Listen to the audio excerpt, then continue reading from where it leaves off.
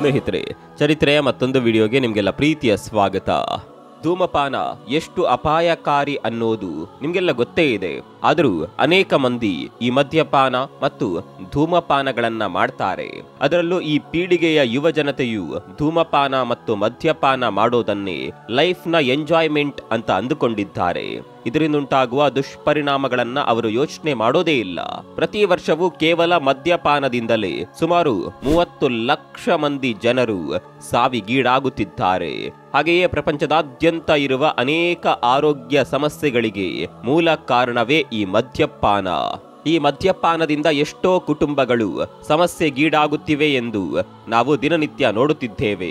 ಅಸಲಿಗೆ ಈ ಆಲ್ಕೋಹಾಲ್ ಕುಡಿದ ನಂತರ ದೇಹದೊಳಗೆ ಏನಾಗಬಹುದು, ಕುಡಿದ ನಂತರ ಬರುವ ಹ್ಯಾಂಗ್ ಓವರ್ ಅಂದ್ರೆ ಏನು, ಯಾತಕ್ಕಾಗಿ ಇದರ ದುಶ್ಚಟಕ್ಕೆ ಎಡಿಕ್ಟ್ ಆಗ್ತಾರೆ, ಸುದೀರ್ಘ ಕಾಲ ಕುಡಿದರೆ ಆಗುವ ದುಷ್ಪರಿಣಾಮಗಳೇನು ಎಂಬಿತ್ಯಾದಿ ವಿಚಾರಗಳ ಬಗ್ಗೆ ಇವತ್ತಿನ ಸಂಚಿಕೆಯಲ್ಲಿ ತಿಳಿದುಕೊಳ್ಳೋಣ ಬನ್ನಿ.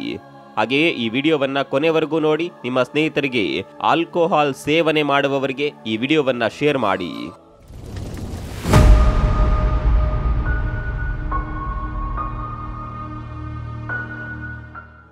ಸ್ನೇಹಿತರೆ, ಮೊದಲು ಆಲ್ಕೋಹಾಲ್ ಸೇವನೆ ನಂತರ ನಮ್ಮ ದೇಹದಲ್ಲಿ ಒಳಗೆ ಏನಾಗಬಹುದು ಎಂದು ತಿಳಿದುಕೊಳ್ಳೋಣ ಬನ್ನಿ. ಆಲ್ಕೋಹಾಲ್ ಸೇವನೆ ನಂತರ ಆಲ್ಕೋಹಾಲ್ ಜೀರ್ಣಾಂಗಕ್ಕೆ ಎಂಟರ್ ಆಗುತ್ತದೆ.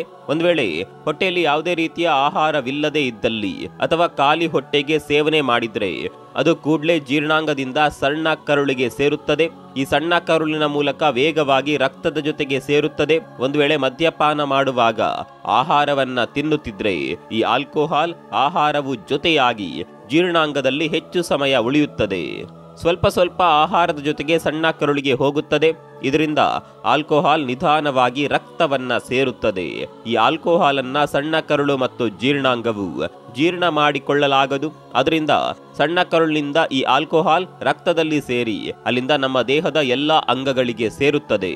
ಮೊದಲು ಮುಖ್ಯ ಭಾಗಗಳಾದ ಲಿವರ್, ಬ್ರೈನ್ಗೆ ಸೇರುತ್ತದೆ. ನಾವು ಆಹಾರ ತಿಂದ ನಂತರ ಅದು ನಮ್ಮ ಜೀರ್ಣಾಂಗಕ್ಕೆ ಹೋಗಿ ಜೀರ್ಣವಾಗಿ ಆ ಪೋಷಕಾಂಶಗಳು ರಕ್ತದಲ್ಲಿ ಸೇರಿ ಅಲ್ಲಿಂದ ಲಿವರ್ಗೆ ಸೇರುತ್ತವೆ. ಅಲ್ಲಿ ಇರುವ ಎನ್ಸೈಮ್ಸ್ ಈ ನ್ಯೂಟ್ರಿಯನ್ಸ್ ಅನ್ನ ಬ್ರೇಕ್ ಡೌನ್ ಮಾಡಿ ಯಾವ್ದಾದ್ರು ಟಾಕ್ಸಿನ್ ಹೊಂದಿದ್ರೆ ಅದನ್ನ ಪ್ರೊಸೆಸ್ ಮಾಡಿ ಹೊರಗೆ ಕಳಿಸುತ್ತದೆ. ಹಾಗೆ ನಾವು ತೆಗೆದುಕೊಂಡ ಆಲ್ಕೋಹಾಲ್ ಕೂಡ ರಕ್ತದಿಂದ ಲಿವರ್ಗೆ ಸೇರಿದಾಗ ಲಿವರ್ನಲ್ಲಿರುವ ಎನ್ಸೈಮ್ ಆಲ್ಕೋಹಾಲ್ ಮಾಲಿಕ್ಯೂಲ್ ಅನ್ನ ಬ್ರೇಕ್ ಡೌನ್ ಮಾಡುತ್ತೆ. ಮುಂದೆ ADH ಎಂಬ ಎನ್ಸೈಮ್ ಆಲ್ಕೋಹಾಲ್ ಅನ್ನ ಎಸಿಟಾಲ್ಡಿಹೈಡ್ ಆಗಿ ಪರಿವರ್ತಿಸುತ್ತೆ.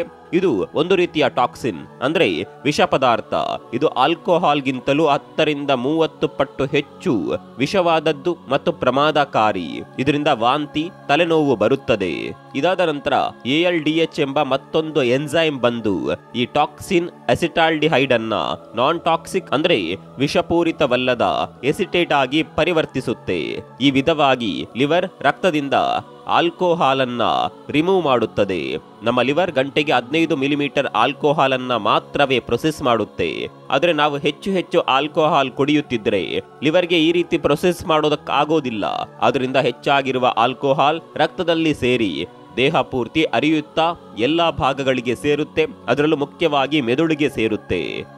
ಸ್ನೇಹಿತರೆ, ಈ ಆಲ್ಕೋಹಾಲ್ ಪ್ರಮಾದಕಾರಿ ಹಾಗೆಯೇ ಎಡಿಕ್ಟ್ ಆಗುವ ಹಾಗೆ ಮಾಡೋದು ಎಥನಾಲ್. ಇದು ಮೆದುಳಿನ ನ್ಯೂರೋ ಟ್ರಾನ್ಸ್ಮಿಟರ್ ಮೇಲೆ ಪರಿಣಾಮ ಬೀರುತ್ತದೆ. ಈ ಪರಿಣಾಮ ನಮ್ಮ ಆಲೋಚನೆ ವರ್ತನೆಯನ್ನ ಕಂಟ್ರೋಲ್ ಮಾಡುತ್ತದೆ. ಈ ಎಥನಾಲ್ ಮೆದುಳಿನ ನ್ಯೂರಾನ್ಗಳ ಮಧ್ಯೆ ಕಮ್ಯುನಿಕೇಶನ್ ನಿಧಾನ ಅಥವಾ ಬ್ಲಾಕ್ ಮಾಡುತ್ತೆ. ಆದ್ದರಿಂದ ಮದ್ಯಪಾನದ ನಂತರ ಮದ್ಯ ಸೇವಿಸಿದವರಿಗೆ ಸರಿಯಾಗಿ ಯಾವುದನ್ನ ಕೂಡ ಗುರುತಿಸೋದಕ್ಕೆ ಆಗೋದಿಲ್ಲ. ಮಾತನ್ನ ಕೂಡ ಸರಿಯಾಗಿ ಆಡೋದಕ್ಕೆ ಬರೋದಿಲ್ಲ. ವರ್ತನೆಯಲ್ಲಿ ಅವರ ನಡವಳಿಕೆಗಳಲ್ಲಿ ವ್ಯತ್ಯಾಸವಾಗುತ್ತದೆ. ಹಾಗೆಯೇ ಈ ಆಲ್ಕೋಹಾಲ್ ನಲ್ಲಿರುವ ಎಥನಾಲ್ ನಮ್ಮ ಬ್ರೈನ್ ನಲ್ಲಿ ಡೋಪಮೈನ್ ಎಂಬ ಹಾರ್ಮೋನ್ ಅನ್ನ ರಿಲೀಸ್ ಮಾಡುತ್ತೆ. ಈ ಹಾರ್ಮೋನ್ ಒಂದು ರೀತಿಯ ಆನಂದ ಅಥವಾ ಫೀಲಿಂಗ್ ಕೊಡುತ್ತೆ. ಅದರಿಂದ ಮತ್ತೆ ಮದ್ಯಪಾನ ಮಾಡಬೇಕು ಅಂತ ಅನ್ಸುತ್ತೆ. ಇದು ನಿಧಾನವಾಗಿ ಚಟವಾಗಿ ಬದಲಾಗೋದಕ್ಕೆ ಪ್ರಮುಖ ಕಾರಣ. ಒಬ್ಬ ವ್ಯಕ್ತಿಯ ರಕ್ತದಲ್ಲಿ ಆಲ್ಕೋಹಾಲ್ ಎಷ್ಟಿದೆ ಎಂಬುದನ್ನ BAC ಅಂದ್ರೆ ಬ್ಲಡ್ ಆಲ್ಕೋಹಾಲ್ ಕಾನ್ಸಂಟ್ರೇಷನ್ ಮೂಲಕ ತಿಳಿದುಕೊಳ್ಳಬಹುದು. ಈ BAC 0.05 ಒಳಗೆ ಇದ್ರೆ ಮದ್ಯಪಾನ ಮಾಡಿದವರು ಹ್ಯಾಪಿಯಾಗಿ ರಿಲ್ಯಾಕ್ಸ್ ಆಗಿ ಇರ್ತಾರೆ. ಸ್ವಲ್ಪ ಮಾತಿನಲ್ಲಿ ವ್ಯತ್ಯಾಸವಿರುತ್ತೆ. ಅದೇ ಆಲ್ಕೋಹಾಲ್ 0.06 ನಿಂದ 0.15% ನಡೆಯುವಾಗ ಬ್ಯಾಲೆನ್ಸ್ ತಪ್ಪುತ್ತಾರೆ. ಮೆಮೊರಿ ಸರಿಯಾಗಿ ಇರೋದಿಲ್ಲ, ದೃಷ್ಟಿ ಕ್ಲಿಯರ್ ಆಗಿ ಕಾಣೋದಿಲ್ಲ, ಹೆಚ್ಚಾಗಿ ಕೋಪ ಮಾಡಿಕೊಳ್ಳುತ್ತಾರೆ, ಸೌಂಡ್ ಯಾವ ದಿಕ್ಕಿನಿಂದ ಬರುತ್ತಿದೆ ಎಂದು ಗ್ರಹಿಸೋದಕ್ಕೆ ಆಗೋದಿಲ್ಲ, ದೃಷ್ಟಿ ಇಟ್ಟು ಮಾಡುವ ಕೆಲಸ ಮಾಡಲಾರರು. ಉದಾಹರಣೆಗೆ ಡ್ರೈವಿಂಗ್ ನಂತದ್ದು. ಆದ್ದರಿಂದ ತುಂಬಾ ದೇಶದಲ್ಲಿ ಈ BAC ಲೆವೆಲ್ 0.08 ಗಿಂತ ಹೆಚ್ಚಿದ್ರೆ ಡ್ರೈವಿಂಗ್ ಮಾಡೋದು ಅಪರಾಧ. ಅದೇ BAC 0.16% 0.30% ಇದ್ದಲ್ಲಿ ಆಲ್ಕೋಹಾಲ್ ಪಾಯ್ಸನ್ ಆಗುತ್ತದೆ. ಉದಾಹರಣೆಗೆ ತಲೆ ತಿರುಗಿ ಬೀಳೋದು, ವಾಂತಿ ಮಾಡೋದು. 0.31% ಹೆಚ್ಚಿದ್ದರೆ ಉಸಿರಾಟವಾಡಲು ಕಷ್ಟವಾಗುತ್ತೆ. ಬ್ಲಡ್ ಸರ್ಕ್ಯುಲೇಷನ್ ನಲ್ಲಿ ವ್ಯತ್ಯಾಸವಾಗಿ ಕೋಮಾಕ್ಕೆ ಹೋಗುವ ಅವಕಾಶಗಳು ಹೆಚ್ಚಿರುತ್ತೆ. ಸಾವನ್ನಪ್ಪುವ ಸಾಧ್ಯತೆಗಳು 50% ಹೆಚ್ಚು ಇರುತ್ತೆ. ಹೀಗೆ ಲಿವರ್ ಪ್ರೊಸೆಸ್ ಮಾಡುವ ಲಿಮಿಟ್ಗಿಂತ ಬ್ಲಡ್ ನಲ್ಲಿ ಆಲ್ಕೋಹಾಲ್ ಹೆಚ್ಚಾದಾಗ ಮಿಕ್ಕಿರುವ ಆಲ್ಕೋಹಾಲ್ ಬ್ರೈನ್, ಲಿವರ್, ಕಿಡ್ನಿಗೆ ಸೇರುತ್ತೆ. ಹೀಗೆ ಸ್ವಲ್ಪ ಆಲ್ಕೋಹಾಲ್ ಬೆವರು, ಯೂರಿನ್, ಕೊನೆಯದಾಗಿ ಶ್ವಾಸದ ಮೂಲಕ ಹೊರಬರುತ್ತೆ. ಈ ರೀತಿ ಶ್ವಾಸದಿಂದ ಬರುವ ಆಲ್ಕೋಹಾಲ್ನಿಂದ ಟ್ರಾಫಿಕ್ ಪೊಲೀಸ್ ಬ್ರೆತ್ ಅನಲೈಸರ್ ಮೂಲಕ ಚೆಕ್ ಮಾಡಿದಾಗ ಮದ್ಯಪಾನ ಮಾಡಿದವರು ಸಿಕ್ಕಿ ಹಾಕಿಕೊಳ್ತಾರೆ.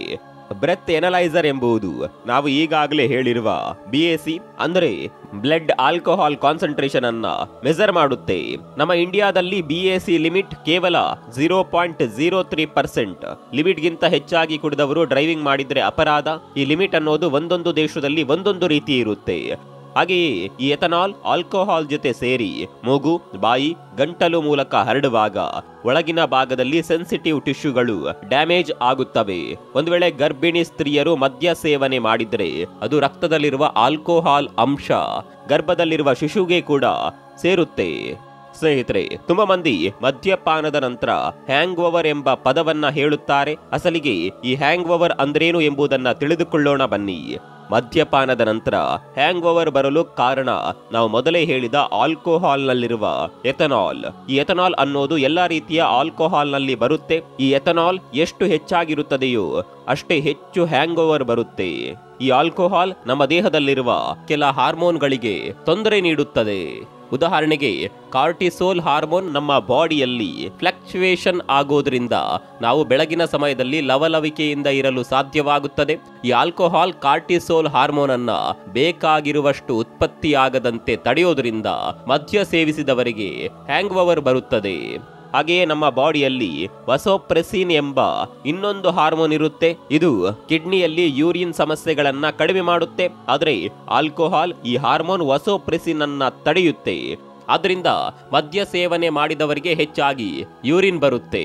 ಇದರಿಂದ ನೀರು ಹೆಚ್ಚಾಗಿ ಯೂರಿನ್ ನಲ್ಲಿ ಹೊರ ಹೋಗುತ್ತಿರೋದ್ರಿಂದ ನಮ್ಮ ದೇಹ ಡಿಹೈಡ್ರೇಟ್ ಆಗಿ ಹೆಚ್ಚಾಗಿ ಬಾಯಾರಿಕೆ ಆಗುತ್ತೆ. ಬಾಯಾರಿಕೆ, ತಲೆನೋವು, ಸುಸ್ತು ಇವುಗಳೆಲ್ಲ ಹ್ಯಾಂಗ್ ಓವರ್ನ ಸಿಂಪ್ಟಮ್ಸ್. ಈ ಹ್ಯಾಂಗ್ ಓವರ್ ತೀವ್ರತೆ ಎಲ್ಲರಲ್ಲೂ ಒಂದೇ ರೀತಿ ಇರೋದಿಲ್ಲ. ಕಾರಣ ಆ ವ್ಯಕ್ತಿಯ ಲಿಂಗ, ವಯಸ್ಸು, ತೂಕ ಇವುಗಳ ಮೇಲೆ ಆಧಾರವಾಗಿರುತ್ತದೆ. ಇವುಗಳು ಎಲ್ಲವೂ ಮದ್ಯ ಸೇವನೆಯಿಂದ ಬರುವ ತಾತ್ಕಾಲಿಕ ಎಫೆಕ್ಟ್ ಆಗಿದ್ದು ಸುದೀರ್ಘ ಕಾಲ ಮದ್ಯ ಸೇವನೆ ಮಾಡುವವರಲ್ಲಿ ಲಾಂಗ್ ಟರ್ಮ್ ಡಿಸೀಸ್ ಕೂಡ ಬರುತ್ತೆ. ಮದ್ಯ ಸೇವನೆಯಿಂದ ಮೊದಲು ಹಾನಿಗೀಡಾಗುವ ಭಾಗವೇ ನಮ್ಮ ಲಿವರ್. ಯಾಕಂದ್ರೆ ನಾವು ಮೊದಲೇ ಹೇಳಿದ ಹಾಗೆ ರಕ್ತದಲ್ಲಿರುವ ಆಲ್ಕೋಹಾಲ್ ಅನ್ನ ಲಿವರ್ ನಲ್ಲಿರುವ ಎನ್ಸೈಮ್ಗಳು ಬೇರ್ಪಡಿಸುವ ಕ್ರಮದಲ್ಲಿ ಎಸಿಟಾಲ್ಡಿಹೈಡ್ ವಿಷ ಪದಾರ್ಥ ಬಿಡುಗಡೆಯಾಗುವುದು ಎಂದು ಹೇಳಿದ್ದೇವೆ. ಸ್ನೇಹಿತರೆ, ತುಂಬಾ ಕಾಲದಿಂದ ಮದ್ಯ ಸೇವನೆಯಿಂದ ಕ್ರಿಯೇಟ್ ಆಗಿರುವ ಈ ವಿಷ ಪದಾರ್ಥದಿಂದ ನಮ್ಮ ಲಿವರ್ ಹಾಳಾಗುತ್ತೆ.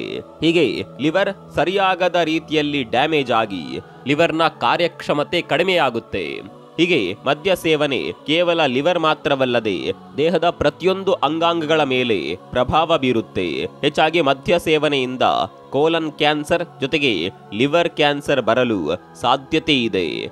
ಈ ಆಲ್ಕೋಹಾಲ್ನಲ್ಲಿ ಹೆಚ್ಚಾಗಿ ಕ್ಯಾಲೋರಿ ಮತ್ತು ಕಾರ್ಬೋಹೈಡ್ರೇಟ್ಸ್ ಇರುವ ಕಾರಣ ಹೆಚ್ಚಾಗಿ ಮದ್ಯ ಸೇವನೆ ಮಾಡಿದ್ರೆ ತೂಕ ಹೆಚ್ಚಾಗೋದು, ಲಾಂಗ್ ಟರ್ಮ್ ನಲ್ಲಿ ಸರಿಯಾಗಿ ನಿದ್ರೆ ಬರೋದಿಲ್ಲ, ಇಮ್ಯುನಿಟಿ ಸಿಸ್ಟಮ್ ಹಾಳಾಗೋದು, ಬ್ಲಡ್ ಶುಗರ್ ಲೆವೆಲ್ ಫ್ಲಕ್ಚುಯೇಷನ್ ಆಗೋದು, ಹೃದಯಕ್ಕೆ ಸಂಬಂಧಿಸಿದಂತೆ ಮದ್ಯಪಾನ ಮಾಡುವವರಲ್ಲಿ ಹಾರ್ಟ್ ರೇಟ್, ಬ್ಲಡ್ ಪ್ರೆಷರ್ ಹೆಚ್ಚಾಗೋದು. ಈ ರೀತಿಯಲ್ಲಿ ನಮ್ಮ ದೇಹದ ಪ್ರಮುಖ ಅಂಗಗಳು ಆಲ್ಕೋಹಾಲ್ನಿಂದಾಗಿ ಹಾಳಾಗುತ್ತೆ. ಇಲ್ಲಿವರೆಗೂ ಡ್ರಿಂಕಿಂಗ್ ನಿಂದ ನಮ್ಮ ಆರೋಗ್ಯ ಹೇಗೆ ಹಾಳಾಗುತ್ತೆ ಅನ್ನೋದನ್ನ ಹೇಳಿದ್ವಿ. ವೀಕ್ಷಕರೇ, ಒಂದು ಮನೆಯಲ್ಲಿ ಅತಿಯಾಗಿ ಮದ್ಯ ಸೇವನೆ ಮಾಡುವ ವ್ಯಕ್ತಿ ಇದ್ರೆ ಆ ಮನೆಯ ಪರಿಸ್ಥಿತಿ ಯಾವ ರೀತಿ ಇರುವುದು ಅನ್ನೋದು ನಮಗೆ ತಿಳಿದೇ ಇದೆ. ಮದ್ಯ ಸೇವನೆ ಮಾಡಿರುವ ವ್ಯಕ್ತಿ ಮನೆಗೆ ಯಾವ ರೀತಿ ಬರ್ತಾರೆ, ನಂತರ ಏನ್ ಮಾಡ್ತಾನೆ ಎಂದು ಆ ಮನೆಯವರು ಸದಾಕಾಲ ಭಯದಲ್ಲೇ ಇರ್ತಾರೆ.